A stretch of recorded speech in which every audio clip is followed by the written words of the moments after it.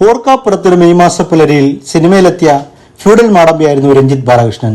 90കളുടെ തുടക്കത്തിൽ ചിരിയും ചിന്തയും ചലച്ചിത്ര അക്ഷരങ്ങളാക്കുന്നതിൽ അനിതര സാധാരണമായ നൈപുണ്യം അയാളെ മലയാളത്തിലെ എണ്ണം പറഞ്ഞ എഴുത്തുകാരനാക്കി മാറ്റി.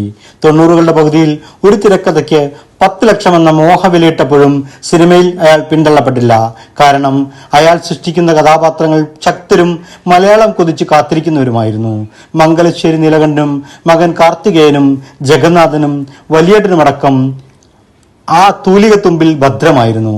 പക്കാ ഫ്യൂഡലിസവും സ്ത്രീവിരുദ്ധതയും വരെ ആ വിരൽ തൊട്ടപ്പോൾ ആഘോഷമായി. പ്രശസ്തിയും വിജയവും നൽകുന്ന ലഹരി തലയ്ക്ക് പിടിച്ചപ്പോൾ രഞ്ജിത്ത് തനിക്ക് ചുറ്റും കുറെ പാവം മനുഷ്യരുണ്ടെന്നത് മറന്നു. ഒടുവിൽ ഉണ്ണികൃഷ്ണനെ പോലെ നിരുപദ്രവകാരിയായ ഒരു പാവം മനുഷ്യനെ തല്ലുക വഴി ഉള്ളിൽ ഉറഞ്ഞുകൂടിയ മെഗലോമാനിയാക്കിനെ കുടഞ്ഞു പുറത്തിടുകയായിരുന്നു രഞ്ജിത്ത്. നിഷേധ നിലപാടുകൾ കൊണ്ടും വാർത്തകളിൽ നിരന്തരം ഇടം പിടിക്കുന്ന രഞ്ജിത്ത് ആലപ്പി അഷ്റഫിന്റെ ഈ ആരോപണവും അവജ്ഞയോടെ തിരിച്ചു തള്ളുമായിരിക്കും. എന്നാൽ ഒരു ജ്ഞാനവൃദ്ധൻ തിമിലയിൽ കൊട്ടി ഹൃദയം നൊന്ത് പാടിയ ആ പാട്ടിപ്പോഴും പശ്ചാത്തലത്തിൽ മുഴങ്ങുന്നത് കേൾക്കാം. കർമ്മ എന്നതൊരു വിശേഷ വിദ്യയാണ് മിസ്റ്റർ രഞ്ജിത്ത്. മുരാരേ